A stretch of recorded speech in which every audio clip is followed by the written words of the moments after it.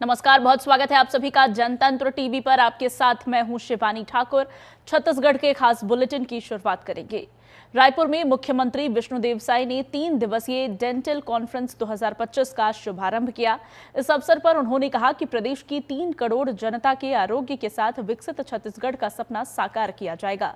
मुख्यमंत्री ने बताया कि सरकार बनने के बाद से स्वास्थ्य को सर्वोच्च प्राथमिकता दी गई है। प्रदेश में 5 नए मेडिकल कॉलेज, फिजियोथेरेपी, नर्सिंग और मदर चाइल्ड हॉस्पिटल जैसे संस्थानों की स्थापना की जा रही है। वर्ष 2000 में जहां सिर्फ 1 मेडिकल कॉलेज था, वहीं आज 15 कॉलेज संचालित हो रहे हैं। मुख्यमंत्री ने कहा कि आयुष्मान भारत और प्रधानमंत्री वय वंदना योजना से आमजन को निःशुल्क इलाज मिल रहा है, जबकि सस्ती जेनरिक दवाइयां लोगों को राहत दे रही हैं।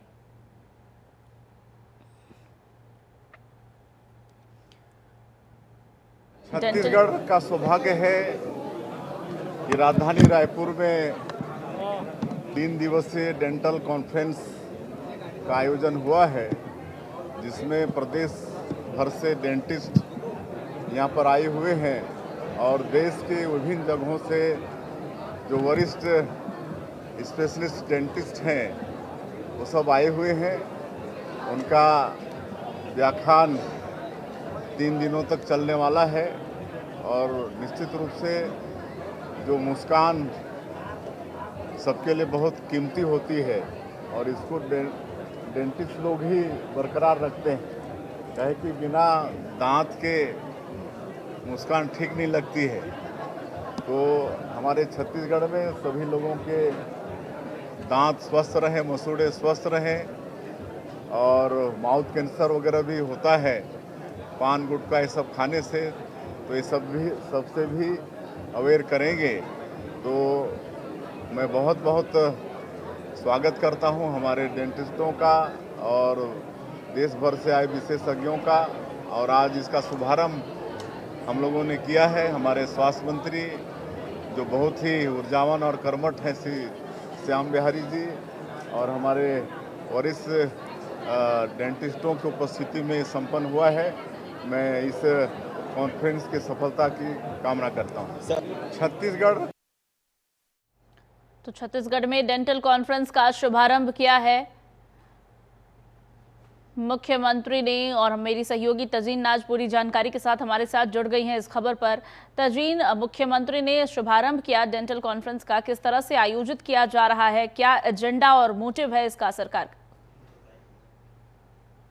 देखिए शिवानी, आपको बता दें कि मुख्यमंत्री विष्णुदेव साय जो है आज उन्होंने जो है प्रदेश के 3 करोड़ जनता के लिए जो है आरोग्य के साथ छत्तीसगढ़ का सपना जो है वो साकार करने की बात कही है। और इसके साथ ही आपको बता दें कि पिछले 20 महीनों में जिस तरीके से स्वास्थ्य व्यवस्था को लेकर मजबूत करने के लिए सरकार ने काम किया है, और इसी तहत जो है आज डेंटल कॉन्फ्रेंस जो है वो 3 दिवसीय का शुभारंभ किया गया है और 3 दिनों तक जो है ये कॉन्फ्रेंस चलेगी। और इसमें आपको बता दें कि मुख्यमंत्री विष्णुदेव साय ने दंत चिकित्सा और दांतों की जो देखभाल से जुड़े हुए उपयोगी उपकरणों की जो प्रदर्शनी लगी हुई थी, इसके भी अवलोकन किया। इसके साथ ही इसमें आपको बता दें कि प्रदेश वासियों को स्वास्थ्य और सर्वोच्च प्राथमिकता जो है उसको देने की बात की है, और 5 नए मेडिकल कॉलेज की जो स्वीकृति है वो भी इसके साथ साथ दी गई है। तो कहीं ना कहीं छत्तीसगढ़ में जिस तरीके से स्वास्थ्य व्यवस्था की अगर हम बात करें तो एक सर्वे के अकॉर्डिंग जो है 5वें नंबर पर है छत्तीसगढ़ स्वास्थ्य के मामले में। और ऐसे में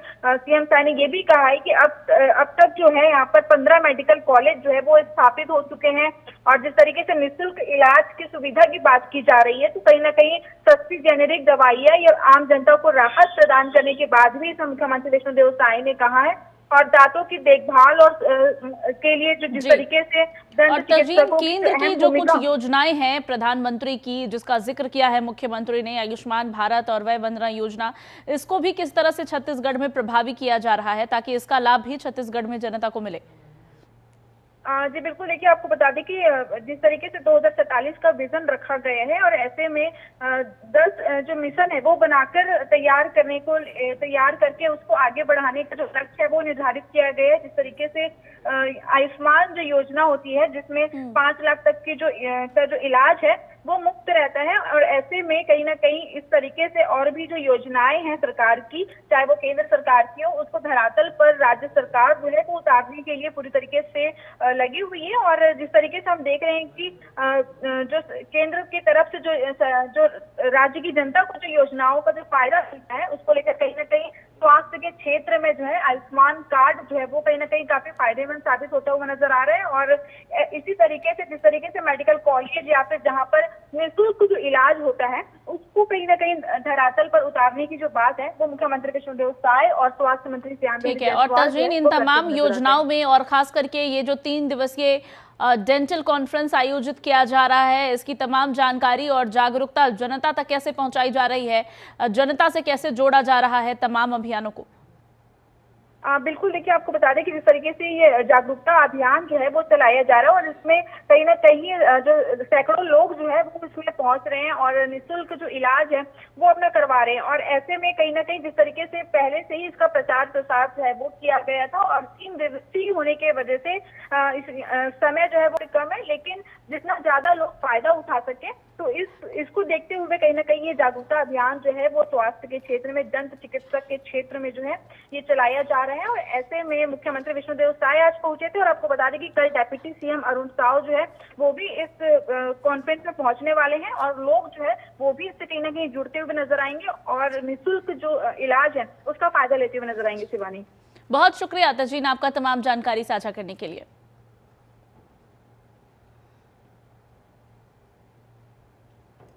छत्तीसगढ़ के उप मुख्यमंत्री आज रायपुर के श्री नारायण अस्पताल पहुंचे, जहां उन्होंने दंतेवाड़ा के मालवाहे इलाके में हुए आईईडी विस्फोट में घायल सीआरपीएफ जवान आलम मुकेश से मुलाकात की। मंत्री ने डॉक्टरों से जवान की हालत की जानकारी ली और उसके शीघ्र स्वस्थ होने की कामना की। उन्होंने आलम मुकेश की बहादुरी और हिम्मत की सराहना करते हुए कहा कि सुरक्षा बलों के जज्बे से ही नक्सलवाद पर लगातार चोट की जा रही है। घायल जवान को देखकर मंत्री ने परिवार को भरोसा दिलाया कि सरकार हर संभव सहयोग करेगी।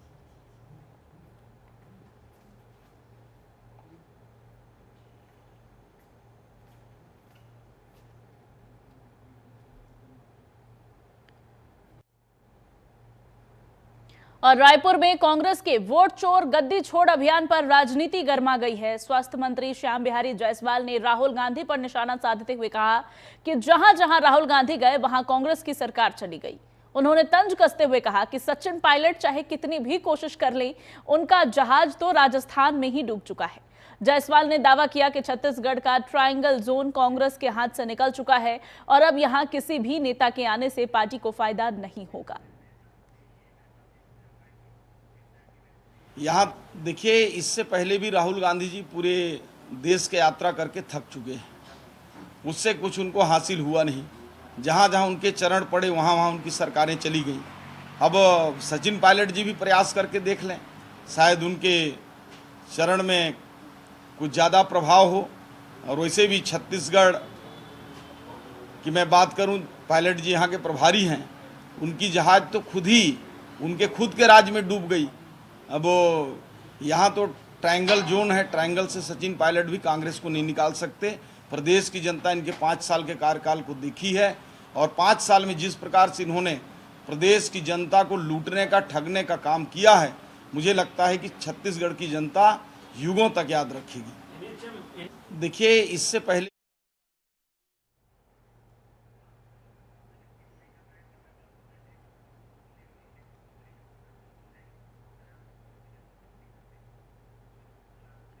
सचिन पायलट पर भी निशाना साधा है स्वास्थ्य मंत्री श्याम बिहारी जायसवाल ने, जिसमें उन्होंने कांग्रेस के वोट छोड़ गद्दी छोड़ अभियान का पर तंज कसते हुए कहा कि राहुल गांधी जहां कहीं भी पहुंचे कांग्रेस की सत्ता चली गई और सचिन पायलट अगर यहां आते हैं तो यहां आकर देख ले। हालांकि सचिन पायलट पर भी निशाना साधा। उन्होंने कहा कि सचिन पायलट की नाव पहले ही राजस्थान में ही डूब चुकी है।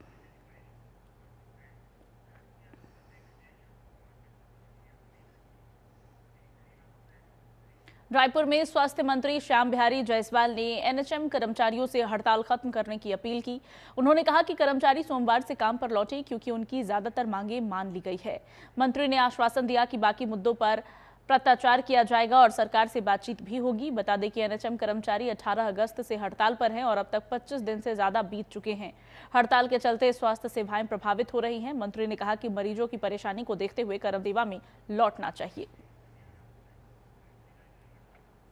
संविदा कर्मचारी हमारे प्रदेश भर के जो हमारे भाई बहन लोग हैं, उन्होंने अपनी मांगों को लेकर विगत 18 अगस्त से हड़ताल चालू किया था और 25 दिन से ऊपर हो चुके हैं। लेकिन मैं बताना चाहूँगा कि 18 तारीख से पहले ही 14 अगस्त को जो ईसी की बैठक होती है एग्जीक्यूटिव काउंसिल का, उसमें उनके 10 में से 5 मांगों को स्वीकृत कर दिया गया था और कई मांग तो ऐसे हैं जो पहले स्वीकृत हैं। मैं अलग अलग बताना चाहूँगा। संविलियन नियमितीकरण, इसको लेकर चूँकि राज्य का मामला नहीं है, उनको हम फिर बार बार बोल रहे हैं कि वो पूरे देश का ये राष्ट्रीय मिशन योजना है, उसको लेकर हम भारत सरकार से भी बात करेंगे, उनके पास हम पत्राचार भी करेंगे। उसके अलावा इनके जो 5% वेतन वृद्धि है, उसको हम जुलाई 2023 से ही लागू कर रहे हैं। इसमें कहीं कोई संशय नहीं है, उसके आदेश बन। तो एनएचएम कर्मचारियों की हड़ताल लगातार जारी है। 25 दिन बीत चुके हैं और एनएचएम कर्मचारी अपने काम पर नहीं लौटे हैं। इसको लेकर प्रदेश में स्वास्थ्य सेवाएं लचड़ रही है, मरीजों को परेशानी हो रही है और इन सब के मद्देनजर लगातार राज्य सरकार अपील कर रही है कि स्वास्थ्य कर्मचारी अपने काम पर लौटे। हालांकि अपनी 10 सूत्रीय मांगों को लेकर एनएचएम कर्मचारी ये हड़ताल कर रहे हैं, जिसमें तमाम मांगे उनकी शामिल है। वेतन वृद्धि से लेकर के वो तमाम मांगे जो दरअसल राज्य सरकार और केंद्र सरकार के अधीन भी आती है। ऐसे में स्वास्थ्य मंत्री ने कहा है कि कई सारी मांगों को मान लिया गया है जो भी राज्य सरकार के हाथ में थे और केंद्र सरकार से बाकी मांगों के लिए बातचीत की जाएगी। तजीन मेरी सहयोगी एक बार फिर से हमारे साथ पूरी जानकारी के साथ जुड़ गई हैं। तजीन, स्वास्थ्य मंत्री अपील कर रहे हैं एनएचएम कर्मचारियों से अपने काम पर लौटने के लिए और पहले भी कर चुके हैं, लेकिन एनएचएम कर्मचारी अपने मांगों को लेकर लगातार अड़े हुए हैं। इस पर क्या लग रहा है? लगातार राज्य सरकार कह रही है कि ज्यादातर मांगों को मान लिया गया है और आगे के लिए बातचीत की जाएगी। बावजूद इसके क्या वजह है कि एनएचएम कर्मचारियों में असंतोष लगातार बरकरार है? जी बिल्कुल, देखिए शिवानी, आपको बता दें कि जिस तरीके से 18 अगस्त से जो ये एनएचएम के जो कर्मचारी है वो हड़ताल पर है और लगभग 25 दिन से ज्यादा हो चुका है और अभी भी जो हड़ताल उनकी जारी है। और ऐसे में कहीं ना कहीं जिस तरीके से हम देख रहे हैं कि स्वास्थ्य मंत्री श्यामबिहारी जायसवाल जो है वो लगातार बीच बीच में प्रेस कॉन्फ्रेंस करके जो है वो अपील भी कर रहे हैं उन कर्मचारियों से कि वापस अपने काम पे लौटे, क्योंकि स्वास्थ्य सेवा में कहीं ना कहीं देखिए जो नुकसान जो है वो भी हो रहा है और लोगों को परेशानियां भी हो रही है। लेकिन कर्मचारी जो है वो अपनी मांगों को लेकर अड़े हुए हैं और लगातार 16,000 से ज्यादा जो कर्मचारी है वो इस एनएचएम संविदा कर्मचारी जो है वो अभी भी हड़ताल पर है। और बिल्कुल देखिए, आपको बता दें कि जिस तरीके से कांग्रेस के समय से जो है ये अपनी मांगों को लेकर चल रहे थे और उस समय भी जो इनकी मांगे हैं वो पूरी नहीं हुई थी। 10 सूत्रीय मांगे हैं, जिसमें से 5 ऐसी मांगे हैं जिन स्वास्थ्य मंत्री श्यामबिहारी जायसवाल ने कहा है कि वो हम पूरी करने को तैयार है। 6 सदस्यों की टीम भी बनाई गई है जो कि अलग अलग राज्यों में चीजों को देखेगी कि किस तरीके से एनएचएम कर्मचारी के लिए जो वहाँ पे सुविधाएं हैं और उस हिसाब से जो है यहाँ पर उनके लिए उनकी जो मांगे हैं उसके बढ़ोतरी करेंगे। लेकिन फिलहाल जो एनएचएम कर्मचारी है वो अभी भी अपनी हड़ताल जो है वो नहीं रोक रहे हैं। और आपको बता दें कि उन्होंने जल सत्याग्रह भी किया था। 25 दिन से ज्यादा ये हड़ताल को हो चुके हैं और फिर भी जो है कांग्रेस का कहीं ना कहीं उनको समर्थन भी मिल रहा है। लेकिन कांग्रेस से भी के ऊपर भी ये सवाल उठाए हैं भाजपा ने कि जब उनकी सरकार के रहते हुए एनएचएम कर्मचारियों की जो मांग है उसको पूरा नहीं किया गया था। बिल्कुल, और चूंकि ये कर्मचारी लंबे समय से अपनी मांगों को आगे रख रहे हैं, जैसा कि तजीन आप भी जानकारी दे रही हैं, कांग्रेस के समय से ही लगातार आश्वासन मिलने और मांगों को पूरा न करने की वजह है कि अब अविश्वास उनके भीतर बढ़ गया है और अब वो केवल और केवल आश्वासन पर अपने काम पर वापस नहीं लौटना चाहते, हड़ताल को खत्म नहीं करना चाहते। इन सब के इर्द गिर्द तजीन प्रदेश में राजनीति भी हो रही है, जैसा कि आप भी बता रही थी। हालांकि कर्मचारियों के हड़ताल को ना तोड़ने की वजह से प्रदेश में स्वास्थ्य सेवाओं के क्या हाल है? जी बिल्कुल, देखिए आपको बता दें कि जिस तरीके से जो जब हम सरकारी हॉस्पिटल की अगर हम बात करते हैं तो वहां पर कहीं ना कहीं स्वास्थ्य सेवाओं में जो है वो बाधित हो रही है, क्योंकि कोई छोटी मोटी संख्या में ये हड़ताल में नहीं है, 16 से 17 हजार की संख्या में है। और कहीं ना कहीं जब इनकी मांग पूरी नहीं हो रही थी तो इस्तीफे की बात भी सामने आई थी, और कहीं ना कहीं काफी सारे कर्मचारी ने एक साथ इस्तीफा भी दे दिया था। लेकिन उसके बावजूद भी जो है अभी तक 25 दिन से ज्यादा हो चुके हैं। और बिल्कुल, अपनी मांगों को लेकर एनएचएम के तमाम कर्मचारी अड़े हुए हैं, सामूहिक इस्तीफा भी दिया और लगातार राज्य सरकार की तरफ से जो भी कोशिश की गई उनको झुकाने की, दबाने की या हड़ताल वापस लेने की, वो लगातार इसके बावजूद डटे हुए हैं और लगातार यही बात कह रहे हैं कि जब तक सभी मांगों को पूरा नहीं किया जाएगा तब तक वो हड़ताल पर रहेंगे। हालांकि राज्य सरकार लगातार ये कह रही है कि उनके लगभग सभी मांगों को पूरा कर दिया गया है जो भी राज्य सरकार कर सकती थी, और बाकी के लिए केंद्र सरकार के साथ बातचीत की जाएगी और सरकार की कोशिश रहेगी कि उनकी मांगों को पूरी की जाए। और इन सब के बीच प्रदेश में राजनीति भी हो रही है। कांग्रेस मौजूदा सरकार पर सवाल उठाते हुए एनएचएम कर्मचारियों का समर्थन दे रही है। वहीं बीजेपी कह रही है कि अगर इतना ही समर्थन करना था तो अपनी सरकार के दौरान एनएचएम कर्मचारियों की ये जो मांगे हैं वो पूरी क्यों नहीं की कांग्रेस ने। बहुत शुक्रिया तजवीन आपका हम तक तमाम जानकारी पहुंचाने के लिए। बुलेटिन में आगे बढ़ेंगे। छत्तीसगढ़ और तेलंगाना में चल रहे संयुक्त अभियान के बीच नक्सल संगठन को एक और बड़ा झटका लगा है। कुख्यात नक्सली कमांडर किशन जी की पत्नी और दक्षिण सब जोनल ब्यूरो की इंचार्ज सुजाता ने सरेंडर कर दिया है। सुजाता पर सरकार ने 1 करोड़ रुपए का इनाम घोषित किया था। नक्सली संगठन में आयरन लेडी के नाम से मशहूर सुजाता लंबे समय से बस्तर में सक्रिय रही है। किशन जी की मौत के बाद वो और अधिक प्रभावशाली हो गई थी। सुजाता के सरेंडर को सुरक्षा एजेंसियां बड़ी कामयाबी मान रही हैं। बता दें कि एक दिन पहले ही नारायणपुर में 17 नक्सलियों ने भी आत्मसमर्पण किया था। इनमें 6 नक्सली ऐसे थे जिन पर 2-2 लाख का इनाम घोषित था। में नक्सली अभियान जो है वो लगातार चलाए जा रहे हैं और इसी बीच आपको बता दें कि नक्सली संगठन को एक बड़ा झटका मिला है। जो सुजाता नाम की नक्सली है जो कि दक्षिण सब जोनल ब्यूरो है नक्सल संगठन की, और उसने जो है तेलंगाना में अपना सरेंडर कर दिया है। आपको बता दें कि सुजाता के ऊपर 1 करोड़ रुपए का इनाम था और बंगाल में मारे गए नक्सली कमांडर किशन जी की पत्नी है। तो सुजाता को जो है 4 राज्य की पुलिस तलाश कर रही थी, फिर चाहे वो छत्तीसगढ़ की बात हो, महाराष्ट्र हो, आंध्र प्रदेश हो या फिर तेलंगाना। और ऐसे में तेलंगाना में उसका सरेंडर कहीं ना कहीं ये दिखाता है कि नक्सलवाद जो है वो पूरी तरीके से अब कमजोर हो चुका है। आपको ये भी बता दें कि जो सुजाता है वो बस्तर में, छत्तीसगढ़ के बस्तर में काफी सालों तक एक्टिव भी रही है।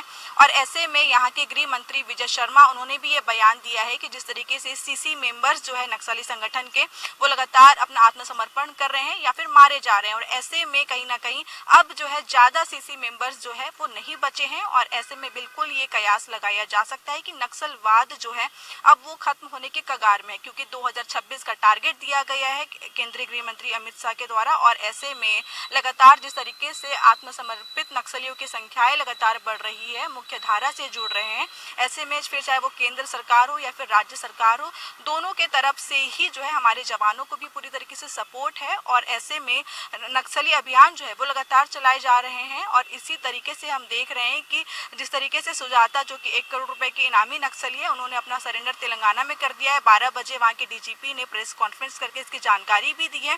आगे देखने वाली बात होगी कि इस तरीके से कैसे और भी जो नक्सलियों के खिलाफ जो अभियान चलाए जा रहे हैं वो किस तरीके से सफल होते हुए नजर आते हैं। कैमरामैन संतोष के साथ मैं तजीन नाज, जनतंत्र टीवी, रायपुर से।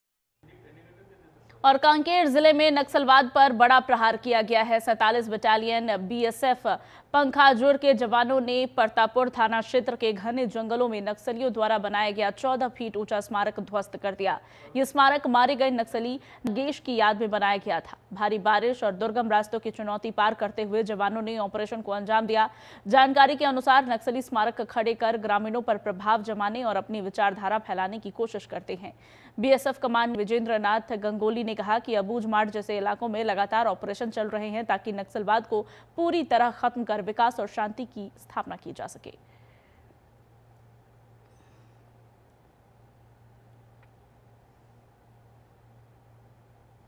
छत्तीसगढ़ के बीजापुर जिले के दक्षिण पश्चिमी इलाके में सुरक्षा बलों और माओवादियों के बीच बड़ी मुठभेड़ हुई।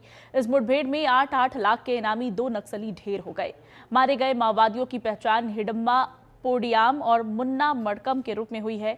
दोनों कंपनी नंबर 2 प्लाटून नंबर 1 से जुड़े हुए थे। मुठभेड़ स्थल से सुरक्षा ने 303 राइफल, 12 बोर बंदूक, जिंदा कारतूस, विस्फोटक सामग्री और माओवादी साहित्य समेत कई सामान बरामद किए हैं।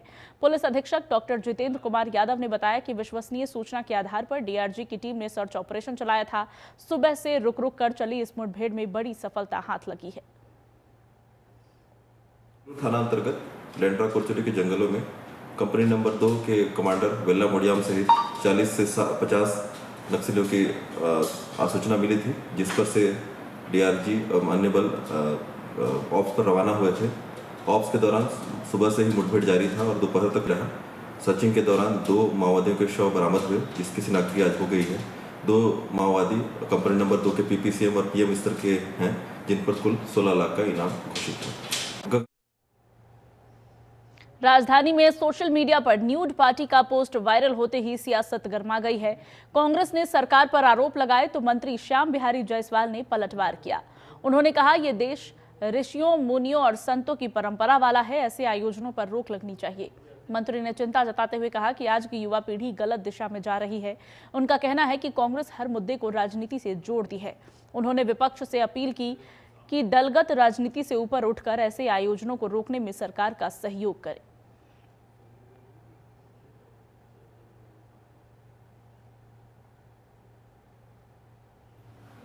अब इस बात का मुझे बहुत चिंता है, बहुत दुख है कि आज की युवा पीढ़ी इस बात को क्यों नहीं समझ पा रही है कि हमारे देश में ऋषियों का, मुनियों का, मनीषियों का, संतों का एक देश रहा है, जहाँ माता गंगा बहती है, हिमालय, मानसरोवर जैसा हमारे यहाँ पर्वत हैं, तीनों तरफ समुद्र हैं। हम इस धरती को माता कहते हैं, गौ को माता कहते हैं। ऐसे में इस प्रकार का आयोजन नहीं होना चाहिए, इस विषय में सोचना भी नहीं चाहिए। और जहाँ तक कांग्रेस का सवाल है, हर चीज़ में राजनीति से कांग्रेस बचे। इसमें अच्छा होगा कि उन युवाओं से बातचीत सभी लोग करें, दलगत भावनाओं से उठकर करें, और जो आने वाला पीढ़ी है उसको एक स्वस्थ समाज, सुदृढ़ समाज, संस्कारिक समाज के रूप में आगे लाने का सबकी भूमिका, हम सबकी एक नैतिक दायित्व भी है। अब इस बात का मुझे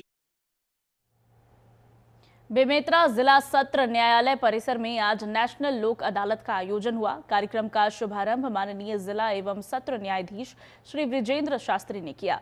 इस लोक अदालत में दीवानी, आपराधिक, मोटर दुर्घटना दावा, बैंक वसूली, वैवाहिक और पारिवारिक विवादों जैसे मामलों पर सुनवाई हुई।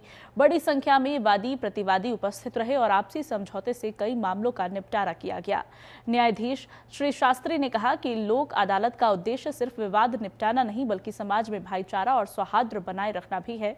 कार्यक्रम में उत्साह और संतोष का माहौल देखने को मिला।